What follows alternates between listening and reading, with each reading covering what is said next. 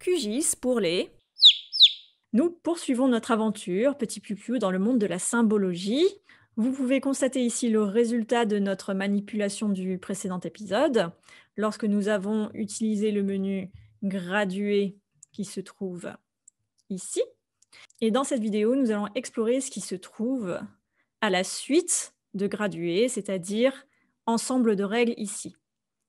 Je clique sur ensemble de règles et là, vous constatez qu'il y a une nouvelle fenêtre qui s'affiche qui vous rappelle les différentes règles que nous avons établies auparavant lorsqu'il s'agissait d'effectuer une discrétisation des données, à savoir que la hauteur moyenne, ici, doit être supérieure à 0, mais en même temps inférieure à 10,26 mètres de haut, puisque après on passe à la catégorie suivante qui est de 10,3 à 17,4. Alors pourquoi établir une règle complémentaire? Vous voyez ici qu'il y a une catégorie qui comprend les bâtiments qui ont une hauteur comprise entre 0 et 10,3 mètres de haut. Mettons cette fois-ci que l'on veuille ajouter une règle concernant la morphologie du bâti, puisque c'est l'une des variables que l'on étudie dans ces vidéos. Pourquoi s'intéresser à la morphologie du bâti? Tout simplement parce que si vous vous souvenez d'un de nos précédents épisodes où je vous avais montré le géocatalogue de la Pure, il se trouve qu'il y a 3 catégories de morphologie du bâti et que ces 3 catégories présentent des bâtiments dont la hauteur est toujours inférieure à 10 mètres. Donc ce sont les codes de ces morphos qui sont égales aux codes 1, 2 et 3. Donc admettons que je souhaite afficher en plus sur cette carte des bâtiments dont la hauteur moyenne fait bien entre 0 et 10,3 mètres de haut, mais qui soient également des bâtiments de morphologie dont le code est égal à 1. Pour cela, il faut que j'ajoute une règle que je vais ajouter ici avec le petit plus. Je clique sur le petit plus et il suffit de créer une nouvelle étiquette que je vais appeler morpho 1. Mon filtre ici, il suffit de cliquer sur ce petit symbole et vous reconnaissez la fenêtre relative au constructeur de chaîne d'expression.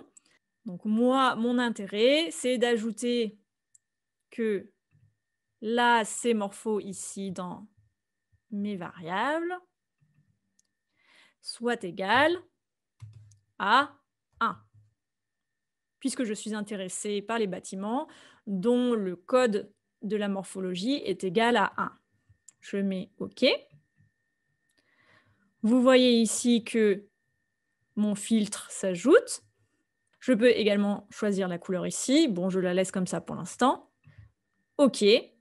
Vous voyez qu'une nouvelle règle s'affiche ici. Appliquer. OK. Et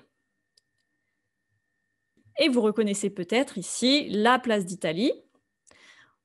Je vais zoomer un petit peu pour que vous puissiez vous rendre compte ici qu'il y a bien des bâtis qui ont été coloriés en orange. Et si l'on enlève ici ces éléments, on voit bien que tous ces bâtiments, à l'origine, étaient coloriés en blanc, c'est-à-dire qu'ils faisaient tous entre 0 et 10 mètres de hauteur moyenne. En revanche, si je clique et que j'ajoute cette règle morphologie égale à 1, vous voyez ici qu'il y a tous les bâtiments qui correspondent à la morphologie 1 qui s'affichent, alors qu'il existe d'autres bâtiments ici qui sont en blanc et qui font bien une hauteur inférieure à 10,3 mètres de haut.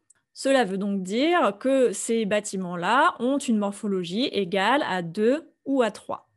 Bon, dans cet exemple, j'ai utilisé cet ensemble de règles pour une couche vectorielle de type polygone, mais sachez que cet outil est également disponible pour les points et pour les lignes. Voici comment utiliser efficacement l'outil ensemble de règles dans QGIS.